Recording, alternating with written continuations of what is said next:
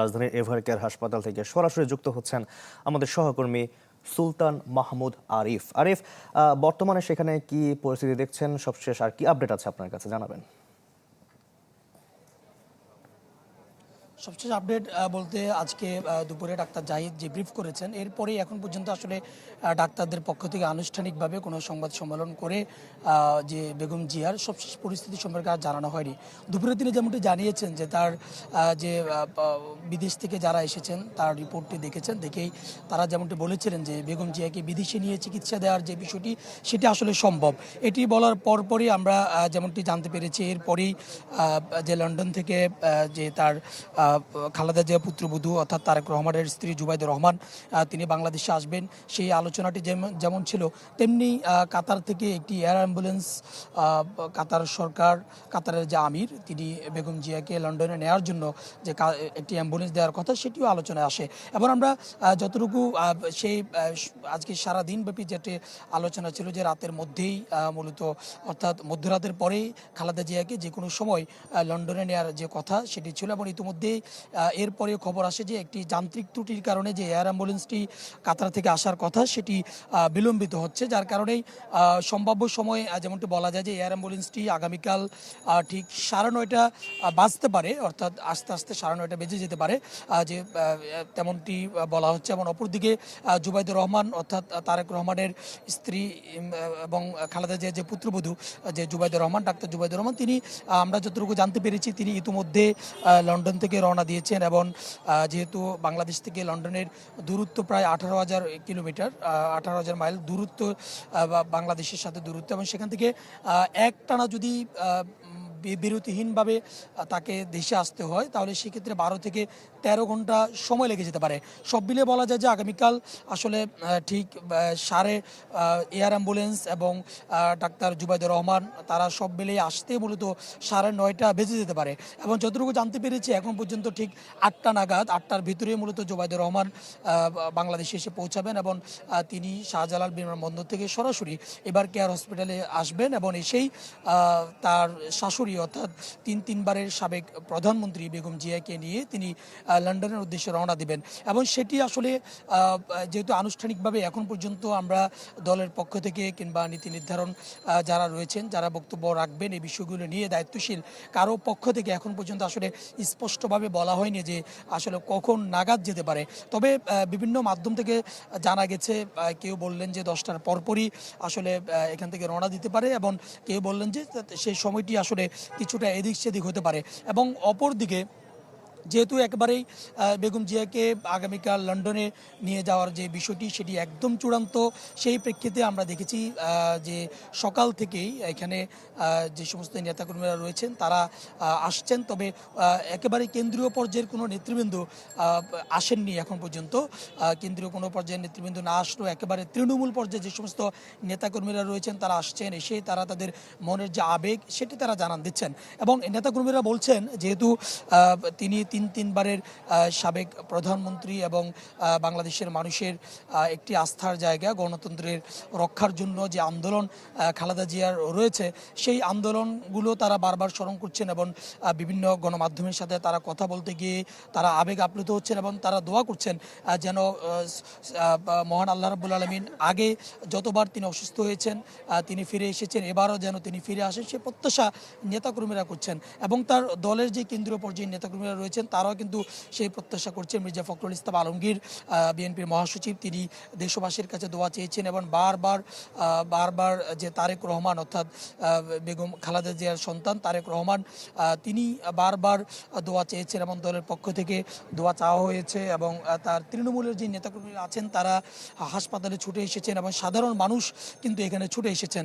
এবং যে 5 আগস্টের পরের যে নতুন বাংলাদেশ, এই বাংলাদেশের যে ঐক্য যাকে ঘিরে বলা যায় যে বিষয়গুলোকে নিয়ে ঐক্য তৈরি হয়েছে তার মধ্যে অন্যতম এই সাবেক প্রধানমন্ত্রী বেগম খালেদা জিয়া। এবং তার ঐক্যের যে প্রতীক আমরা দেখেছি এখানে দল মত নির্বিশেষে সকল শ্রেণী পেশার মানুষ কিন্তু একে একে আমরা দেখেছি যে এভারকেয়ার হসপিটালে এসেছেন এবং অর্থাৎ 23 নভেম্বর যখন খালেদা জিয়া শ্বাসকষ্ট নিয়ে এভারকেয়ার হসপিটালে ভর্তি হয় এবং তারপরেই বিভিন্ন রাজনৈতিক দলের নেতাকর্মীরা একে একে তার খালেদা জিয়াকে দেখার জন্য এখানে এসেছেন।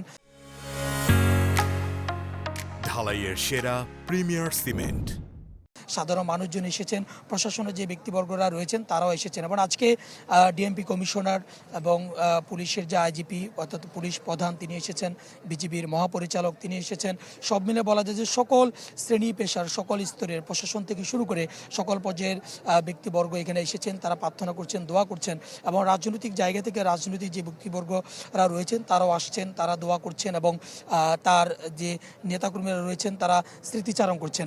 এবং বিশেষ করে বেগম খালেদা জিয়া যে আসনগুলো থেকে নির্বাচন করেছেন সেই আসনগুলো থেকেও কিন্তু মানুষজন আসছেন, এসে তারা তাদের যে খালেদা জিয়া তাদের জন্য তাদের সেই সমস্ত জায়গাগুলোর জন্য যে সমস্ত কাজগুলো করেছেন সেগুলো তারা উল্লেখ করছেন। এবং আসলে তারেক রহমানের খালেদা জিয়ার যে বিষয়টি সেটি যেহেতু তিনবারের প্রধানমন্ত্রী ছিলেন খালেদা জিয়া 1991, 1996 থেকে শুরু করে যে তিনি এবং 2001 সালের যে নির্বাচন সেই নির্বাচনের যে তিনবারে যে প্রধানমন্ত্রী নির্বাচিত হয়েছেন এবং বলা যায় যে বাংলাদেশের একমাত্র ব্যক্তি যিনি আসলে কোনো আসনে কখনো তিনি হেরে যাননি, সবগুলো আসনেই তিনি জয়লাভ করেছেন। সেই 1991 সাল থেকে শুরু করে 2001 সাল পর্যন্ত 3টি সংসদ নির্বাচনে খালেদা জিয়া প্রতিবারই 5টি আসনেই কিন্তু প্রার্থী হয়েছেন এবং সবগুলো আসনেই তিনি জয়লাভ করেছেন। এবং এর মধ্যে আমি যদি একটু বলে রাখি 1996 সালের 15ই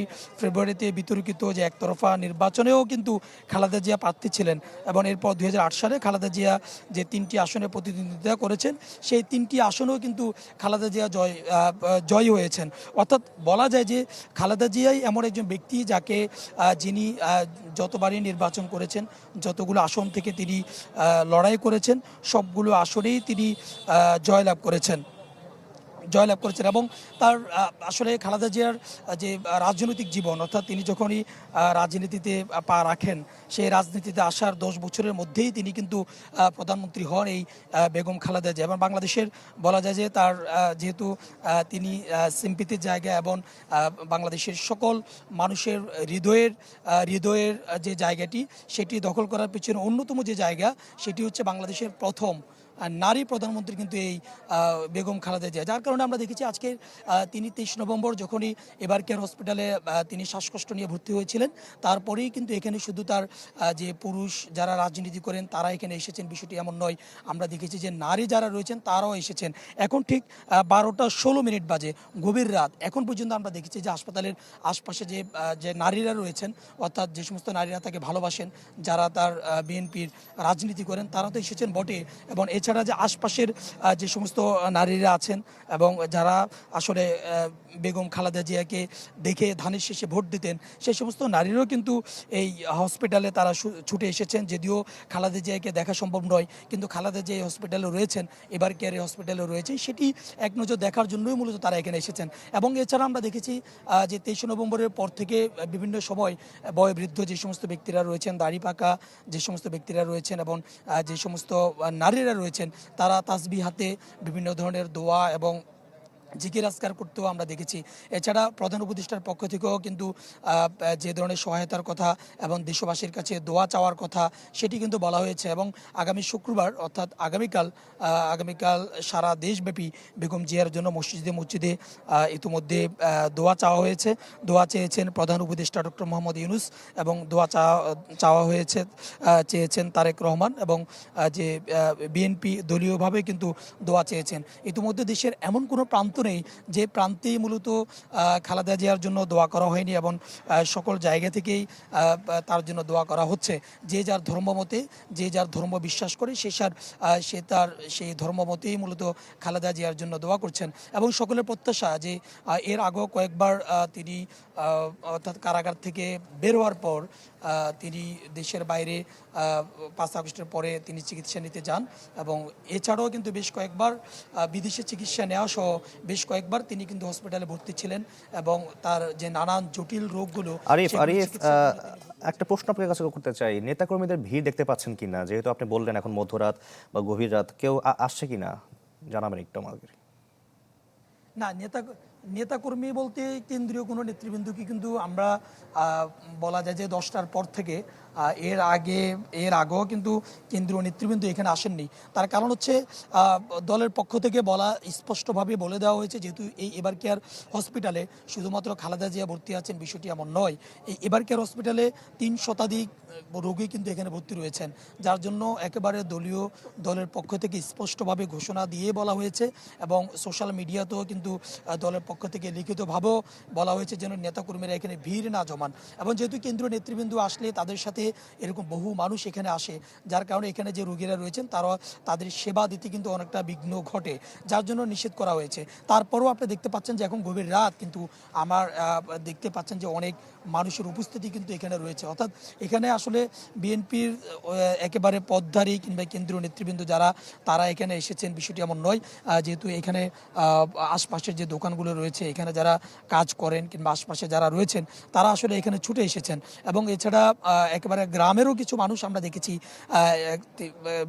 বেগম খালেদা জিয়া যে সমস্ত আসনগুলো থেকে নির্বাচন করেছেন সেই সমস্ত আসনগুলো থেকে মানুষজন এখানে এসেছেন এবং কিছু বলা যায় যে হুজুরও কিন্তু এখানে এসেছেন এবং এসে তারা দোয়া করছেন সম্মিলিতভাবে 3-4 জন মিলেই কিন্তু মোনাজাতের মাধ্যমে কিন্তু বেগম জিয়ার জন্য দোয়া করছেন। সেই সমস্ত মানুষগুলো মূলত এখানে রয়েছে।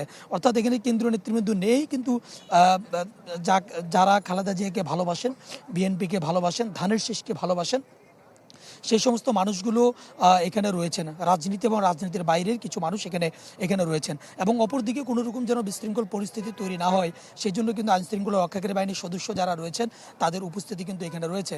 এখানে এপিবিএনের সদস্য, পুলিশ সদস্য এবং বিজিবির সদস্য কিন্তু এখানে রয়েছেন। কোনো ক্রমে যেন বিঘ্ন না ঘটে সেদিকে কিন্তু খেয়াল রাখছেন। এবং এবার কেয়ার হসপিটালের সামনে, অর্থাৎ যে সামনের যে সড়কটি, সেই সড়কটির এক পাশ বলা যায় যে কিছুটা যান চলাচল বিঘ্ন ঘটছে, তবে যেন যান চলাচল পুরোপুরি বন্ধ না হয় এবং যান চলাচল যেন স্বাভাবিক থাকে সেই জন্য কিন্তু আইনশৃঙ্খলা রক্ষাকারী বাহিনীর সদস্যরা কাজ করছেন। যেহেতু ইতিমধ্যে জুবাইদুর রহমান লন্ডন থেকে রওনা দিয়েছেন এবং আমরা যতটুকু হিসাব যদি করি সেখান থেকে আসতে যদি তিনি একটানা আসেন, কোথাও বিরতি না দেন, তাহলে 12 থেকে 13 ঘন্টা লেগে যাবে বাংলাদেশে আসতে। সেই সুবাদে তিনি আগামীকাল সকাল 8টা থেকে 9টার ভিতরেই মূলত বাংলাদেশে এসে পৌঁছাবেন এবং এবার কেয়ারে এসেই খালেদা জিয়াকে নিয়ে তাদের যে প্রসেসিং এবং যে এয়ার অ্যাম্বুলেন্সটি সেটি ঠিক কখন নাগাদ আসে সেটিও আমরা যতটুকু জানতে পেরেছি যে 10টার ভিতরে পৌঁছাবে। সব মিলিয়ে বলা যায় যে সব ঠিকঠাক থাকলে তিনি 10টা থেকে 11টার ভিতরেই বাংলাদেশ থেকে রওনা দিতে পারবেন এবং সেই প্রত্যাশা করছেন। এবং পাশাপাশি যে সমস্ত রাজনৈতিক নেতৃবৃন্দ রয়েছেন, সাধারণ মানুষজন রয়েছেন, তারা এক নজর, অর্থাৎ খালেদা জিয়াকে তো দেখবেন না, কিন্তু তিনি বিদায় নেবেন, তিনি বাংলাদেশ থেকে চিকিৎসার জন্য যাবেন, সেই অপেক্ষায় তারা রয়েছেন। এবং পাশাপাশি তারা প্রত্যাশা করছেন তিনি যেন সুস্থ হয়ে আবারও তিনি ফিরে আসেন, সেই প্রত্যাশা কিন্তু তারা করছেন এবং দেশবাসী প্রত্যাশা করছে। এ ছিল এবারকার হসপিটাল থেকে সবশেষ তথ্য। জি, পুরো দেশবাসী প্রার্থনারত রয়েছে। আরিফ, অনেক ধন্যবাদ আপনাকে আমাদের সঙ্গে যুক্ত হওয়ার জন্য। আপনার মাধ্যমে অনেক ইনফরমেশন আমরা পেলাম।